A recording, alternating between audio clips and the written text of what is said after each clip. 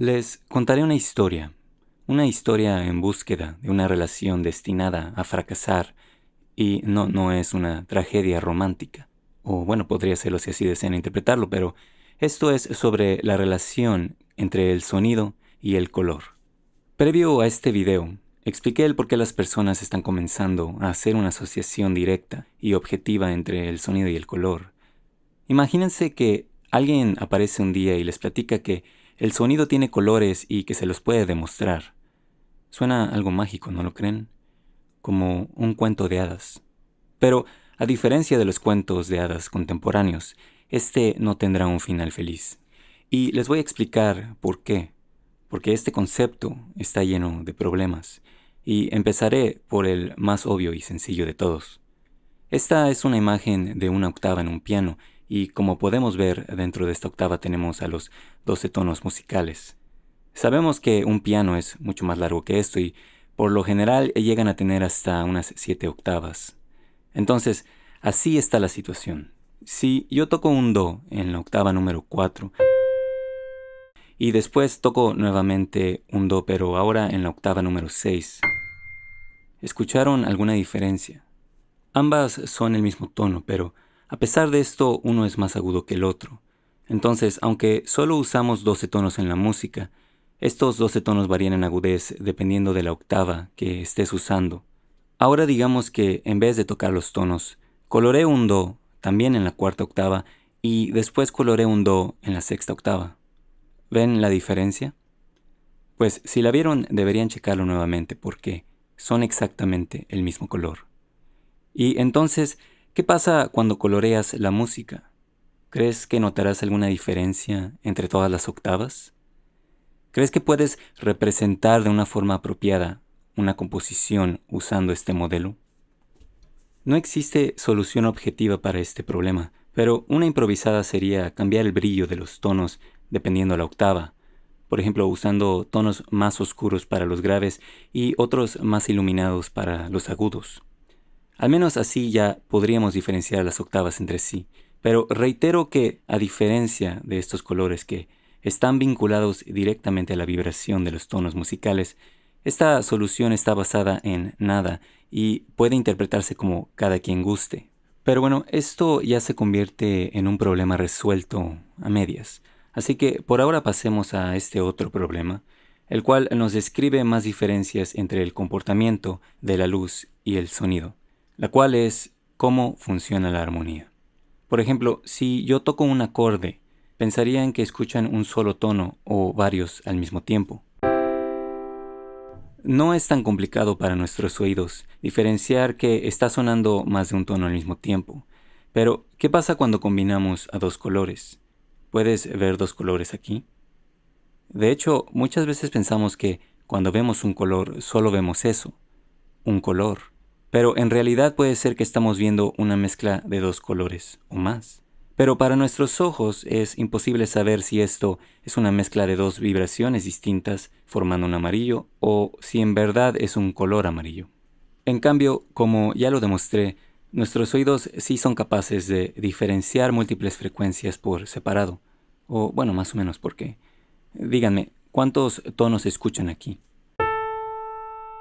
Les diré que no es uno porque, de hecho, son múltiples.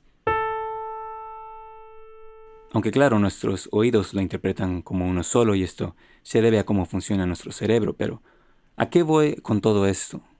Pues todas estas frecuencias tendrían por supuesto distintos colores.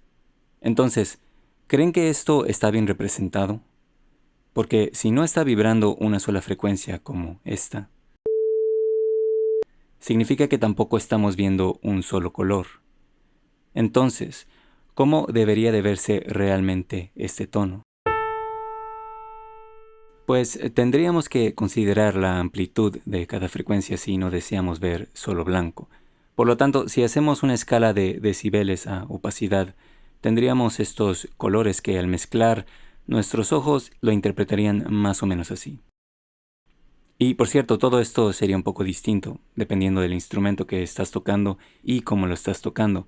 Por algo, los instrumentos, aunque toquen el mismo tono, suenan distintos. En cambio, aquí con este modelo siempre me dará el mismo color, sin importar el instrumento que esté tocando. Pero igual y por qué mejor no ignoramos por completo la personalidad de la composición. Sería mucho más conveniente, ¿no lo creen? Aún así, aunque ignoremos esto, seguimos con el problema de la armonía. Al menos de que interpretemos la armonía en el contexto que se usa para los colores, en donde no es necesario mezclarlos. Sería una forma de solucionar este problema, pero ¿quién podría diferenciar ahora esto de esto? Lo que también nos lleva al próximo punto, el cual es el ritmo. Si se quiere interpretar visualmente el ritmo, tendría que expresarse similar a cómo funciona una partitura. Aunque, bueno, algo así no inspira mucha emoción. No es como si viéramos un cuadro como este o este. Obras de una artista interpretando música con colores. Claro, de una forma figurativa, o más bien abstracta porque nadie podría saber en qué composición se inspiró si no viene incluida en el título o directo de la boca del artista. Por lo tanto, esto realmente solo lo puedo imaginar aplicarse en un formato que presenta movimiento, como un video o un show de luces. Aunque bueno, también tal vez alguien pueda hacer alguna interpretación artística de una partitura. Pero en fin, hasta aquí pues los problemas han quedado más o menos resueltos. O más bien tienen algún tipo de solución experimental. Pero todavía tenemos el problema de lo impráctico que es este modelo. Y es algo de lo que me di cuenta cuando lo comparé a la teoría del color, la cual es muy sencilla y directa. Y les explicaré más o menos cómo funciona.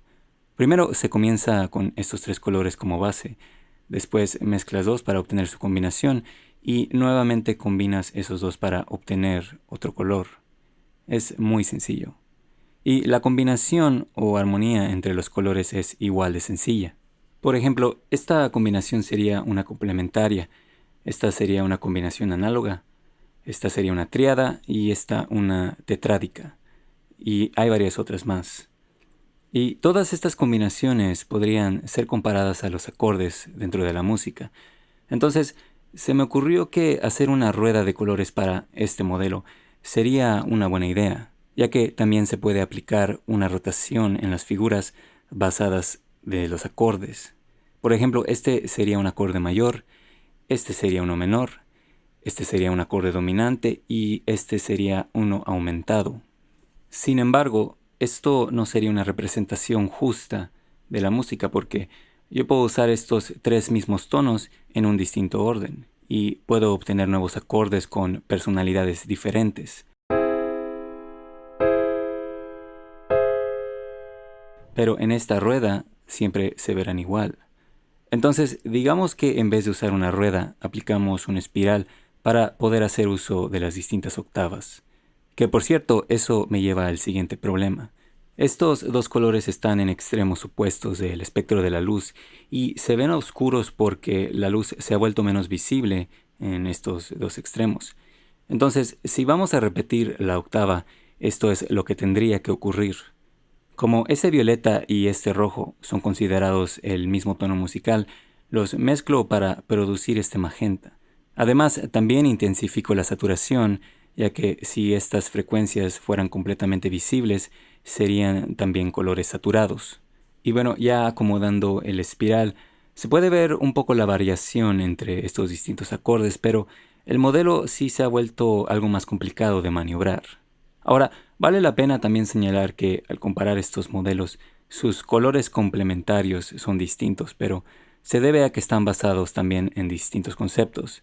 Esta rueda de colores se crea a partir de la combinación de tintes y esta está construida de acuerdo al espectro de luz visible. Es por esta razón que hay dos tonos con el mismo rojo y casi otro idéntico, lo cual puede resultar ser algo confuso y que además crea otro problema que si resolvemos variando un poco los tonos, eliminamos la objetividad y lo interesante de este modelo. Así que igual y mejor esto lo dejamos como está.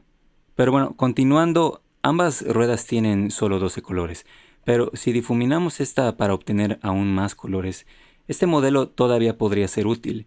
Lo mismo no aplica para este otro, Y la razón es porque cada uno de estos colores es una onda con una longitud específica. Y para explicarles en resumen este problema, utilizaré un analizador de espectro y crearé una octava a partir de esta frecuencia. Luego la polarizo y después identifico la ubicación del tono de Do y su quinta.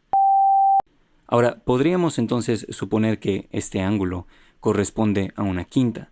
Por lo tanto, si ahora tocamos el tono de La, utilizando este ángulo podríamos deducir la ubicación de la quinta, ¿no? Pues no es así. Y como les mencioné, esto se debe a la diferencia en longitud de onda de cada frecuencia. Lo que significa que cada vez que quieras utilizar un color distinto a estos, tendrías que empezar a calcular desde cero, lo que hace que todo esto se vuelva muy inconveniente. Quizás si hubiera algún software que pudiera hacer todo esto en segundos, podría ser interesante ver los resultados, pero tampoco creo que sería la gran cosa.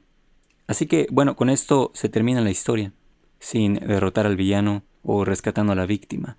Pero, pues, ¿qué les puedo decir? Así es como resultan a veces las cosas fuera de los cuentos de hadas. Y bueno, como siempre, yo me despido. Hasta la próxima.